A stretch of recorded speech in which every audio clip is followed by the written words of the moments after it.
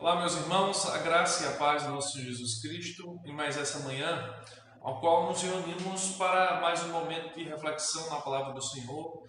Você aí no seu culto familiar, no seu culto doméstico, aí você que está me assistindo aí nesse momento, né? Seja lá qual o momento que você está me assistindo, que Deus te abençoe, que derrame sobre ti a sua graça e a sua paz, né? Que nesse momento nós possamos glorificar o Senhor através da sua palavra e aprender um pouco mais sobre Ele. Para você que está me assistindo, talvez pela primeira vez, nós estamos ao longo de algumas semanas trabalhando com pontos acerca do tema a soberania de Deus, né? E como o crente pode usufruir desse conhecimento, né, da soberania de Deus, porque se nós conhecermos a soberania de Deus, nós nos usufruirmos, ou usufruiremos, na verdade, dos benefícios dessa fé, de crer que o Senhor é Senhor sobre todas as coisas, né? E na semana passada nós começamos a falar sobre as áreas de atuação, né, desse poder, né? Onde ou em cada circunstância onde o Senhor está agindo, né? De fato, nós precisamos lembrar que as áreas de atuação do Senhor são infinitas, né? Assim como o próprio Deus é infinito, as suas áreas de poder, de atuação do seu poder são infinitas, pois o seu poder também é infinito. Mas antes que nós possamos relembrar um pouco do que aprendemos na semana passada e entrarmos hoje na segunda parte desse estudo, né, que começamos, né, sobre as áreas de atuação, vamos orar ao Senhor. Curve sua cabeça e ore juntamente comigo ao Senhor, para que o Senhor nos dê a sua graça bendita. Amém? Vamos orar ao Senhor. Bondoso Deus e amado Pai, te pedimos a tua graça, a tua misericórdia, Senhor, nesse momento. Te pedimos que o Senhor sopre sobre nós o teu sopro, ó Deus, nos faça voltar ao ajuntamento, nos ajude, Senhor, a crer na tua soberania, nos renova, Senhor, com a tua graça, amor e misericórdia. Renova a tua igreja, restaura-nos, Senhor, aos nossos cultos. Ó Deus, que o Senhor possa nos edificar e renovar a nossa fé nesse momento. Abençoe aqueles, Senhor, que estão adoentados, aqueles que estão temerosos, que o Senhor nos ajude, Senhor, que através da tua palavra o Senhor molde as nossas vidas, que estejamos mais conformados a Cristo. É assim que nós te oramos, ó Senhor, em nome do teu Filho amado, Jesus Cristo. Amém.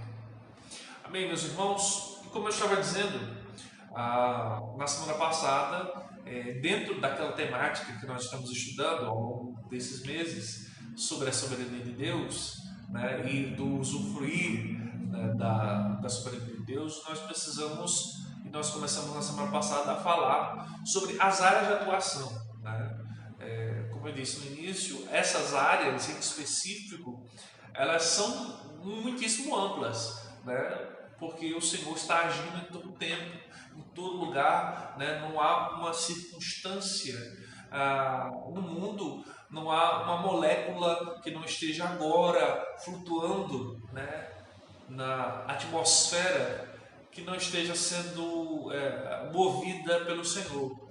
E na semana passada nós falamos dos pelo menos os 5 primeiros pontos, ou, na verdade, as 5 primeiras áreas, né? Áreas essas que são mais evidentes, que podem ser edificadas de maneira mais fácil, né? Nós falamos na semana passada, em primeiro lugar, sobre a ação soberana de Deus na criação, né? Que de fato é a área mais evidente, né? A qual nós vemos de maneira tão clara todos os dias, né? A criação manifesta a glória de Deus, né? Como diz o Salmo 19.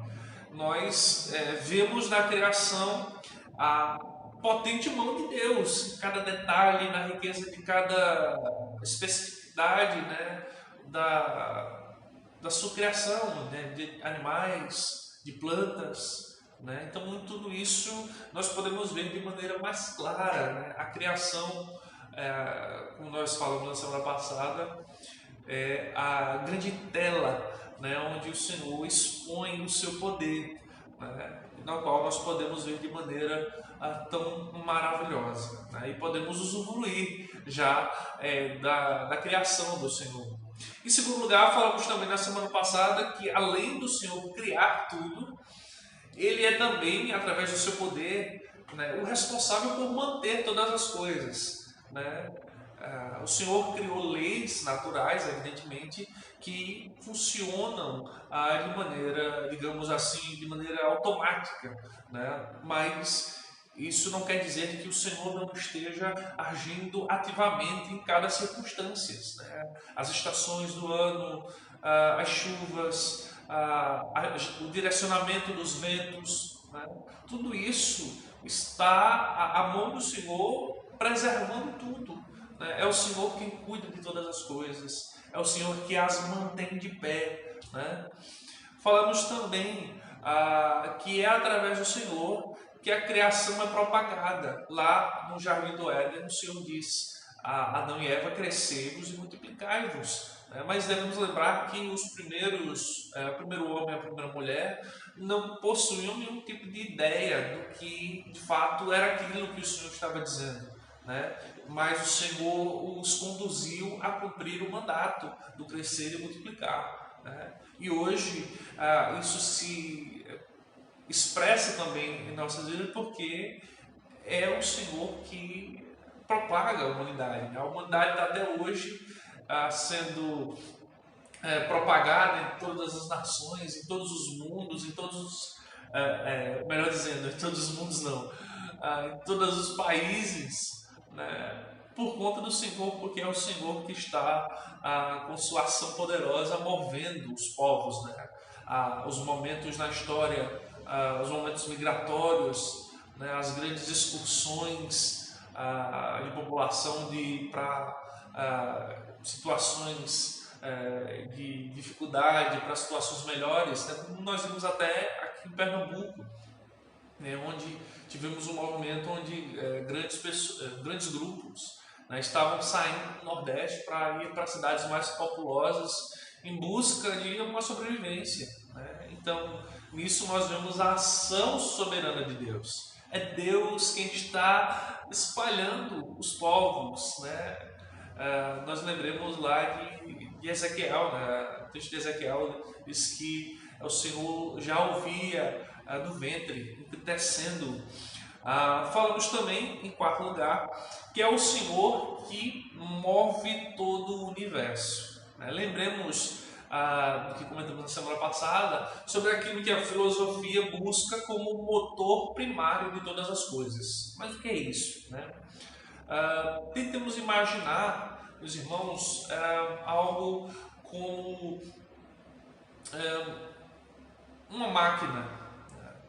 E para que essa máquina possa funcionar, alguém precisa dar um start, né, para que ela inicie, né? Então a filosofia buscava a resposta para quem teria iniciado a movimentação do universo e de todas as coisas, né? E aquilo que Paulo, no seu debate em favor da propagação do Evangelho, ele diz que é Deus quem move. É Deus quem move o universo. A Ele pertence o mover, né? Então é Deus que é o motor primário de todas as coisas. É Ele que disse através da sua palavra: se faça e tudo se fez. É Ele quem inicia o movimento de tudo, né? Nada, falei no início, nada no mundo está fora do agir de Deus. Nada se move, nada acontece fora dessa ação poderosa do Senhor em mover todas as coisas. Falamos também, em último lugar, na semana passada, que é o Senhor, ou sobre a autoridade do Senhor, estão todos os governos, né? Sejam eles físicos ou espirituais, né? Toda a autoridade, como nós vimos nas semanas passadas, né? Toda a autoridade pertence a Deus, né? Dele flui toda a autoridade, né? Lembre-se o que Jesus disse no seu julgamento, né? Nenhuma autoridade você teria, falando com Pilatos, nenhuma autoridade você teria se do alto o Pai não tivesse tirado, né? Porque de Deus procede essencialmente toda autoridade. Então, por isso, toda autoridade pertence a Ele, e não só pertence a Ele, como também é dele a autoridade de mantê-la, né? Então, todas as autoridades estão debaixo da potente mão do Senhor, né? A ideia de um dualismo de forças que estejam se confrontando, como alguns querem nos passar, é uma ideia que não cabe ao escopo das Escrituras, né? Nós somos apresentados a um Deus soberano, a um Deus que está com o controle de todas as coisas. Então, crer que Satanás, né, vimos até isso lá nos nossos estudos sobre batalha espiritual, crer que Deus está debatendo ou se degladiando com Satanás pelo domínio do universo é a expressão de um Deus que não é o Deus das Escrituras, de um Deus fraco que não consegue resistir sequer a Satanás, né? E esse, como eu já disse, não é o Deus que é apresentado, o Deus poderoso, o Senhor dos exércitos, o Deus de Abraão, Isaac e Jacó, né? E por isso, meus irmãos, foi isso que nós falamos na semana passada, né? Aí deixamos os irmãos nesse ponto. E hoje falaremos sobre os dois últimos pontos, né? E eu explicarei aos irmãos por que eu deixei esses dois últimos pontos para esse momento, né? Isolados dos outros, né? Como eu disse, as áreas de atuação do Senhor são vastas, né? Temos muitas outras áreas onde poderíamos citar, né, a ação do Senhor, mas essas de fato são aquelas que são mais evidentes e trarão para nós uma facilidade de compreender, talvez de maneira mais fácil, a ação do Senhor sobre todas as coisas.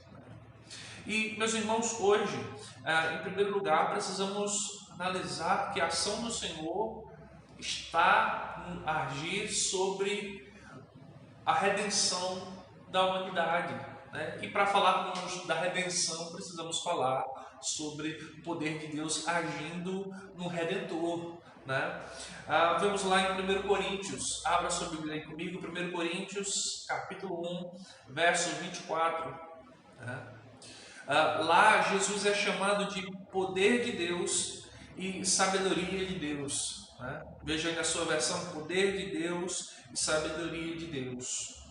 Sobre esse verso, é importante aqui nós citarmos o pastor Heber Campos diz o seguinte a respeito do texto.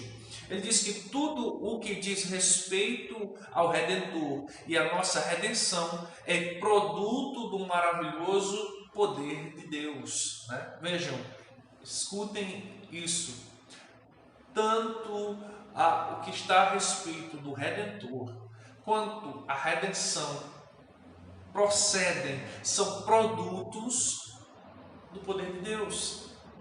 Nada, como eu disse, meus irmãos, nada escapa da potente mão do Senhor. Muito mais a sua redenção, a sua obra redentora na vida daqueles aos quais Ele escolheu, né? Pensamos como, de fato, meus irmãos, ao olharmos para a cronologia da redenção, né, do projeto em tempo oportuno, como diz o texto, né, no findar dos dias, né, ou no tempo que aprove ao Senhor, a chegada do Cristo, né, até a consumação da cruz, ressurreição e ascensão, todas elas fazem parte, são produtos, né, do poder de Deus, da ação soberana do Senhor sobre a redenção, né?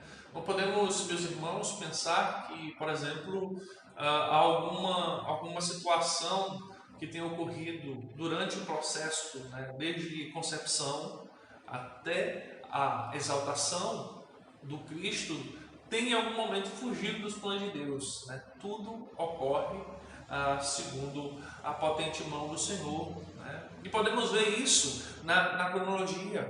Né?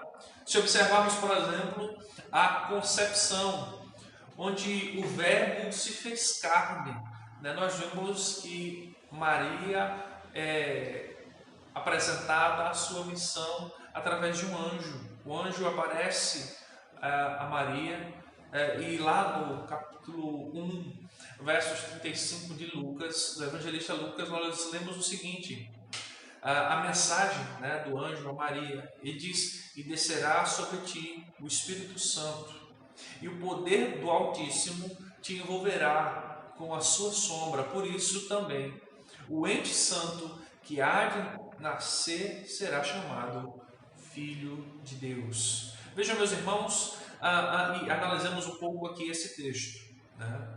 E quem talvez possa nos trazer luz seja o comentário de João Calvino. E ele diz o seguinte: o anjo não explica a maneira de modo de satisfazer a curiosidade de Maria, né? Não há esse ponto, mas a revelação dada a Maria é de tal impacto que o que importa não é o saber o porquê, mas de glorificar ao Senhor. Ele apenas leva a Virgem a contemplar o poder do Espírito Santo na sua vida, a contemplar a obra magnífica que está sendo naquele momento realizada na vida não só de Maria, mas de José e de todo Israel e de todo o povo de Deus espalhado sobre a face da terra, ao qual o Senhor preparou a salvação, né?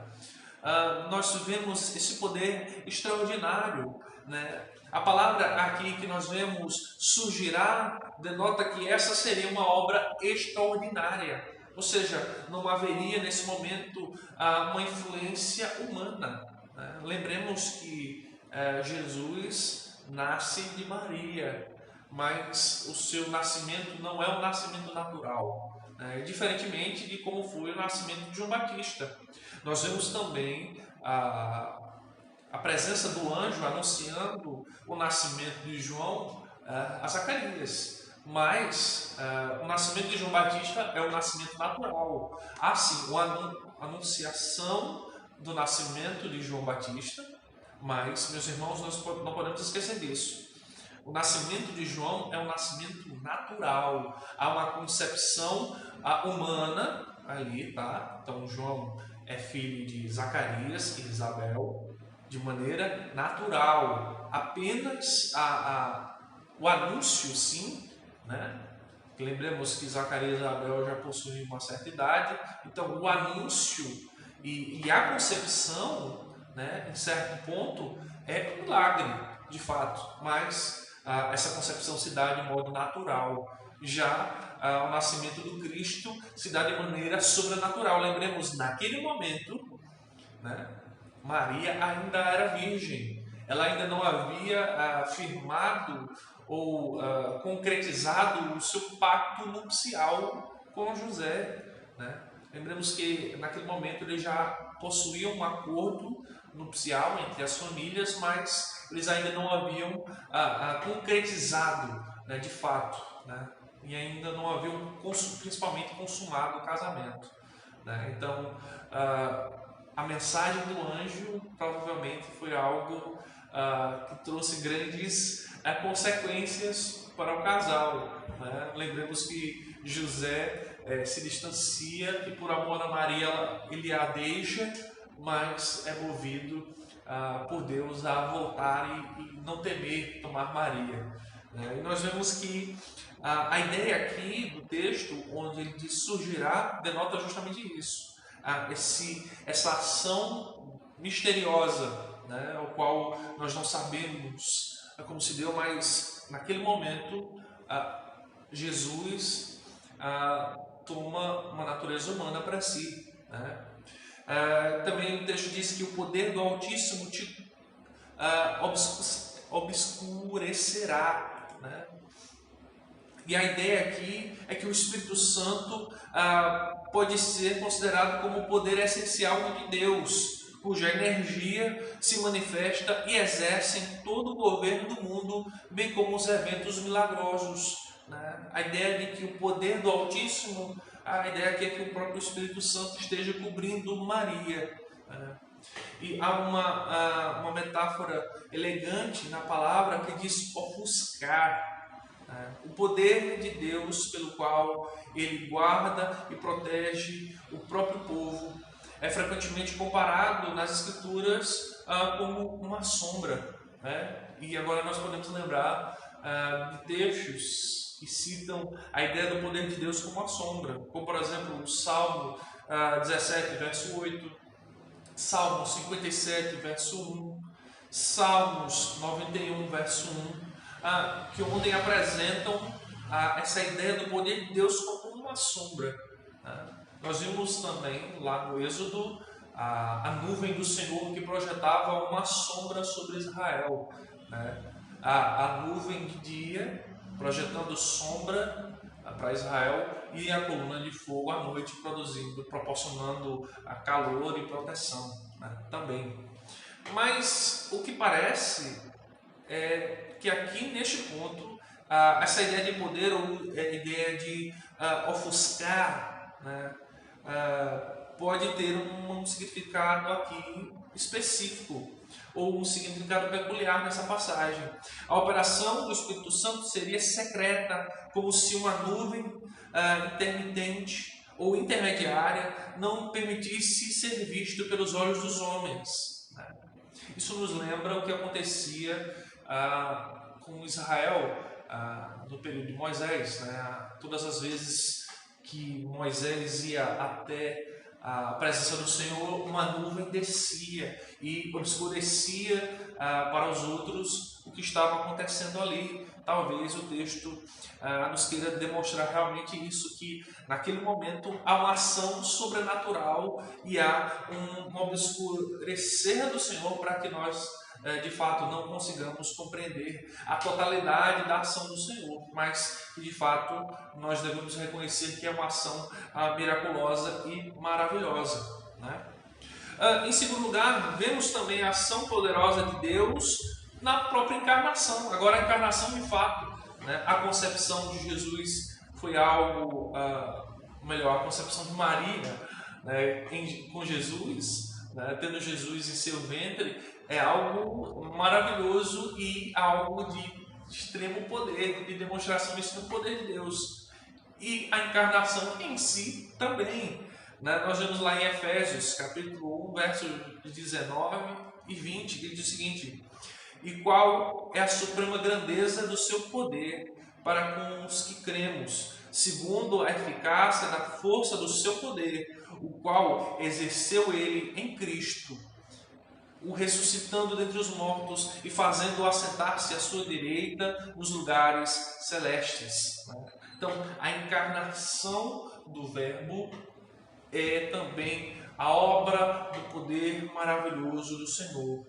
E além da sua encarnação, a ressurreição, aproveitando o texto, a ressurreição também é aquilo que nós podemos ver aqui como o que Paulo diz, né? É a suprema grandeza do poder de Deus, né? É o ato mais grandioso, né, que talvez supere até o da criação, porque aqui Deus agiu com todo o seu poder, né? Porque o próprio Deus se encarnou em forma humana, tomou para si uma outra natureza, né? Então ele é agora 100%, não é mais só 100% Deus, ele é agora 100% homem e 100% Deus em Jesus Cristo, né? E aqui o texto de Paulo diz que é a suprema grandeza do seu poder, né?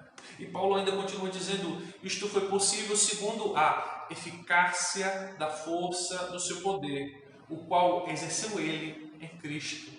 Vejam a ideia de um poder que é supremo, soberano e eficaz, ou seja, infalível. O poder de Deus em Cristo ocorreu de maneira eficaz. Só quem pode ressuscitar mortos é aquele a quem tem o poder de dar vida, o poder eficaz. Aquele que a dá, a toma. Aquele que a toma pode a dá-la novamente. Em 2 Coríntios, mais um texto, em Coríntios, agora capítulo 13, verso 4. Ainda, o próprio Paulo diz que porque de fato foi crucificado em fraqueza, contudo, vive pelo poder de Deus. Porque nós somos fracos nele, mas viveremos com ele para vós outros pelo poder de Deus. Né? Mais uma vez, um texto que exalta a ação poderosa do Senhor. Veja como essa afirmação é maravilhosa, meus irmãos. Cristo de fato morreu, mas foi revivido pelo poder de Deus. Por ele agora, Cristo vive e reina à destra de Deus. Né? Jesus Cristo ressuscitou. Né? Houve testemunhos disso, que ele não apenas era um vulto após a ressurreição, mas a sua carne voltou a ter vida. Lembremos que o próprio Tomé lhe toca e lhe assevera, confirmando que de fato ele era o Cristo. Né? E a ressurreição é a aceitação do sacrifício de Cristo, lembremos disso. Né? A obra se completa. Né? Encarnação, ressurreição e ascensão. Né? O sacrifício de Jesus foi feito, o poder do Senhor foi manifestado para salvar. Né? E o sacrifício é aceito quando Cristo ressuscita ao terceiro dia. Em terceiro lugar, meus irmãos, vemos a ação de Deus não só em enviar o Redentor, mas também em aplicar essa salvação. Ele opera seu poder de maneira capaz na sua ação de salvar. Né? Efésios, agora mais uma vez, Efésios capítulo 2, verso 10, diz: pois somos feitura dele, criados em Cristo Jesus, para boas obras, as quais Deus de antemão preparou para que andássemos nelas. Né? Vejam aqui, meus irmãos, com atenção, Paulo fala aqui de dois tipos de criação, né? A natural e a especial. Né? Quando Paulo diz feituras de Deus, Paulo está se referindo a todos quantos foram criados por Deus. Né? E nesse primeiro momento estamos no mesmo patamar que toda a criação. Né? Plantas, animais, todos eles são feituras de Deus, foram criados pelo poder soberano de Deus. Mas lembrem-se que Paulo está aqui falando a crentes. Né? Paulo está aqui falando à igreja, a homens crentes, né? Na igreja de Éfeso. E ele diz aqui, no segundo momento, a segunda criação, criados em Cristo Jesus para as boas obras. E meus irmãos, vejam que a ideia aqui é de uma recriação. Né? Nós somos feitos. Né? A matéria já existia. Né? O homem foi feito em Deus. Somos feituras de Deus, mas em Cristo nós somos meio que refeitos, né? Mas agora não mais para sermos apenas criaturas, feituras de Deus, mas sim com a finalidade de servir ao Senhor para as suas boas obras. Mais uma vez, citando aqui o pastor Heber, ele enfatiza que pela criação natural viemos a existir. Por meio da criação especial, viemos a ser o que não éramos antes. Estávamos mortos, mas agora temos vida. Né? E éramos inimigos de Deus, e agora estamos em sintonia com Deus. Né? E como eu disse, a ideia de sermos refeitos, né? a nova vida, né? Em Cristo. Né? Como diz Paulo, né? Já não vivo eu, mas agora Cristo vive em mim. E em quarto lugar, meus irmãos, nós também podemos ver a ação de Deus na santificação do homem. Né? Lembre-se que o processo se dá com o decretar de Deus na eternidade. Cristo, ao chegar o tempo, toma uma forma humana através da concepção miraculosa em Maria. O Cristo prega a mensagem do reino, o Cristo prega a mensagem de arrependimento, o Cristo se sacrifica, o Cristo ressuscita, o Cristo é assunto aos céus. Mas a obra está sendo ainda mantida, né? A obra não se acaba com a ascensão de Cristo, né? Cristo não diz, olha, eu fiz o que pude e agora está com vocês. Não, né? Isso para nós é maravilhoso, meus irmãos, porque o próprio Cristo é aquele que mantém, né, a perseverança dos santos, né? E a ideia da doutrina da perseverança dos santos é tão maravilhosa porque nos ensina que a salvação é dada por Deus, né? Mas Ele também a mantém, né? É o Senhor que nos segura para que não caiamos, né, no meio do caminho. Lá em Efésios, mais uma vez Efésios capítulo 3 agora, verso 20 diz, ora, aquele que é poderoso para fazer infinitamente mais daquilo tudo quanto pedimos ou pensamos, conforme o seu poder que opera em nós. E aqui Paulo diz que o poder de Deus que opera em nós, né? Veja o tempo da frase de Paulo, o poder de Deus que opera. O poder de Deus está operando na minha e na sua vida. Veja que coisa fantástica, né? O Senhor não nos deixou sós, né? Nós temos outro Consolador e o seu poder, o poder do Espírito Santo está operando aonde? Na vida da sua igreja, de maneira maravilhosa, de maneira específica, né? Nós vemos essa ação, né, de manter o mundo. Já lá em Judas, verso 24, diz que, ora, aquele que é poderoso para vos guardar de tropeços e para vos apresentar com exultação, imaculados diante da sua glória. Vejam aqui a ideia, mais uma vez, da perseverança, né? O poder operante, né, que tanto nos livrará de coisas que poderão nos acometer, né, de coisas más que estão fora do nosso controle, mas que também Ele é poderoso para nos manter de pé, né? Ele nos livrará de coisas e Ele também nos manterá firmes e nos preparando para aquele dia onde o Senhor nos apresentará diante do Pai. E a ideia aqui é que os salvos serão apresentados, né? E é Ele mesmo, o próprio Cristo, que garante isso, né? Que estaremos diante do Pai. E o texto diz, com exultação, imaculados, ou seja, perfeitos, limpos, purificados, né? Diante da sua glória. A glória de quem? A glória de Deus, né? É da glória de Deus que estaremos. E meus irmãos, o segundo ponto, né? Se Deus é poderoso para salvar, se Deus é poderoso a ponto de enviar o seu Filho unigênito a tomar forma humana, a sofrer por nossos pecados, a se sacrificar em nosso lugar, a ressuscitar e ascender aos céus de volta, se Ele é poderoso a tal ponto de fazer tudo isso para salvar o povo, meus irmãos, a concepção que nós temos que ter nesse momento é que Deus é poderoso também para julgar e para condenar, né? O mesmo poder que Deus tem para salvar, Ele também tem para condenar, né?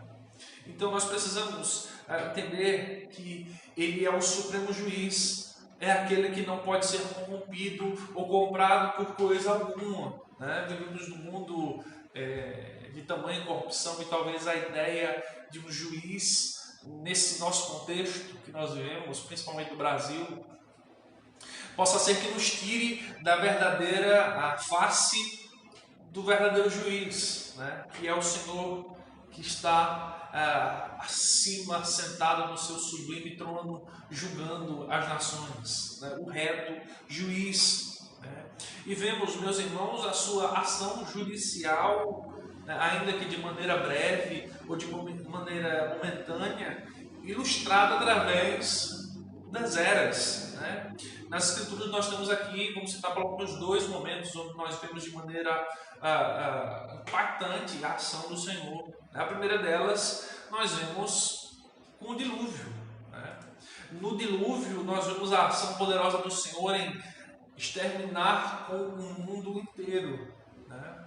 o Senhor acaba com o mundo inteiro através da água. Alguns teólogos e pensadores, que tentam imaginar como mais ou menos se deu o dilúvio, alguns acreditam que o dilúvio se deu através da evaporação dos oceanos.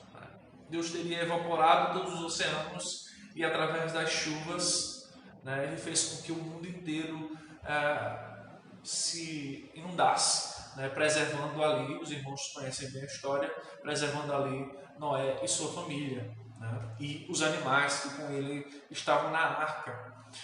Amós, capítulo 9 a 6 diz, falando sobre nessa temática do dilúvio, ele diz lá no capítulo 9, verso 6, ele diz o seguinte: Deus é o que edifica as suas câmaras no céu, e a sua abóboda fundou na terra.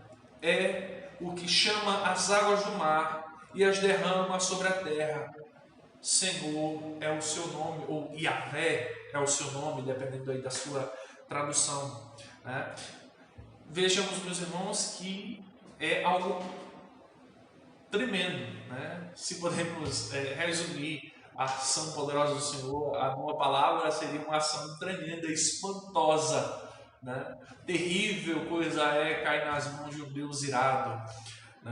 E nós vemos que o Senhor é poderoso, o Senhor é o seu nome. Em segundo lugar, meus irmãos, podemos ver na ação judicial de Deus sobre o mundo através de Sodoma e Gomorra. Outro momento judicial de julgamento do Senhor que é para nós tão impactante. Lá em Gênesis 19, nesse mesmo capítulo, no verso 24, diz: Então fez o Senhor chover enxofre e fogo da parte do Senhor sobre Sodoma e Gomorra. Percebam, meus irmãos, que o texto, Moisés aqui não deixa dúvidas sobre quem é o causador da destruição de Sodoma e Gomorra. Ele diz: Então fez o Senhor chover enxofre e fogo da parte do Senhor sobre Sodoma e Gomorra. E aqui Moisés, se pudéssemos trazer de outra maneira, ele estaria dizendo quem fez, quem é o causador. Uma pergunta que nós temos feito muito esses dias: quem é o causador dessas calamidades? Quem é o causador desse terror que está sobre Sodoma e Gomorra? E o texto diz: Deus. É Deus. Mas a mando de quem? Da parte de quem está aqui tudo isso? E o texto responde: da parte do Senhor. Vejam, a soberania do Senhor agindo, com seu julgamento. Deus está julgando, derramando o seu juízo sobre todas as nações, sobre os pecadores, sobre os impenitentes, tanto para os condenar quanto para corrigir. Lembrem-se disso. E, meus irmãos, apenas esses dois acontecimentos nos são suficientes para vermos a capacidade que Deus tem e terá para julgar. O poder de Deus. Se Deus fez isso com o mundo, se Deus fez isso com Sodoma e Gomorra, o que Ele não poderá fazer conosco? O que Ele não poderá fazer com aqueles que estão sobre os seus olhares e permanecem no caminho da pecaminosidade? Ai de nós, meus irmãos, ai de nós. E gostaria de finalizar aqui, meus irmãos, com apenas 3 textos que nos ilustram esse julgamento do Senhor, essa ação judicial e poderosa do Senhor. Lá em Mateus capítulo 24, verso 30, Mateus narra aquilo que de fato acontecerá. E ele diz: Então aparecerá no céu o sinal do Filho do Homem. Quem é o Filho do Homem? Jesus Cristo. Todos os povos da terra lamentarão e verão o Filho do Homem vindo sobre as nuvens do céu com poder e muita glória. Vejam que, meus irmãos, a própria vinda do Senhor, o retorno de Jesus já causará né? E aqui o texto não está dizendo que Jesus, a esse ponto, fará alguma coisa, mas que a sua simples presença em retorno já causará um sinal de lamentação, né? Os povos lamentarão diante de Jesus Cristo. Eles verão o Filho do Homem e estarão embramidos, né? Eles verão o poder e a glória de Deus representadas lá em Cristo.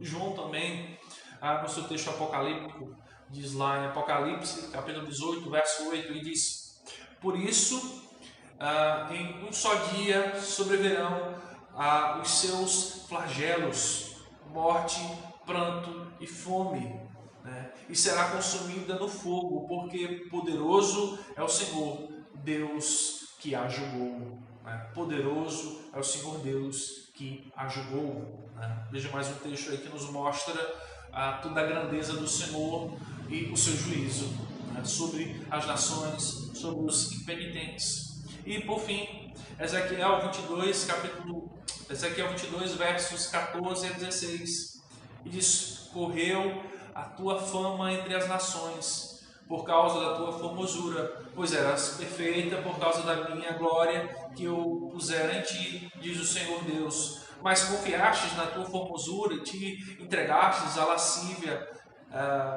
graças à tua fama, e te oferecestes a todo o que passava para seres dele. Tomastes os teus vestidos e fizestes lugares altos, adornados de diversas cores, nos quais te prostituístes. Tais coisas nunca se dera e jamais se darão. Né? Um texto aí falando sobre o Israel, né?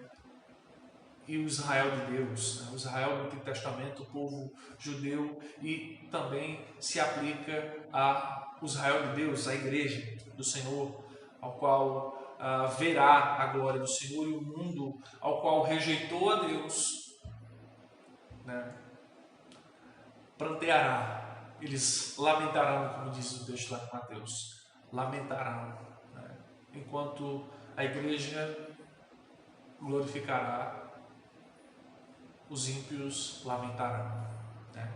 E assim, meus irmãos, que nós deixamos vocês nesse momento, né? Espero que esses momentos de reflexão tenham sido proveitosos para você e estejam sendo proveitosos para você, né? Vamos, nesse momento, orar mais uma vez, agradecendo ao Senhor por esse momento, tá bom? Curve sua fronte e oremos ao Senhor. Santíssimo Deus e eterno Pai, pedimos a Tua graça e a Tua misericórdia, Senhor, que o Senhor nos ajude, que a Tua compaixão e a Tua misericórdia, Senhor, se renove dentro de nós. Que possamos, ó Deus, ver a Ti como Senhor soberano sobre nossas vidas, sobre esta nação, que a Tua mão está sendo pesada, ó Deus, sobre essas nações, sobre as nossas vidas, e que nós, Senhor, se formos de fato o Teu povo, Tua igreja, possamos, ó Deus, compreender isso e crer que o Senhor está sob o controle de todas as coisas. É assim que nós te oramos, Senhor, e te agradecemos em nome do Teu Filho amado Jesus. Amém. Amém, meu irmão e minha irmã. Deus abençoe e até a próxima semana. Tchau, tchau.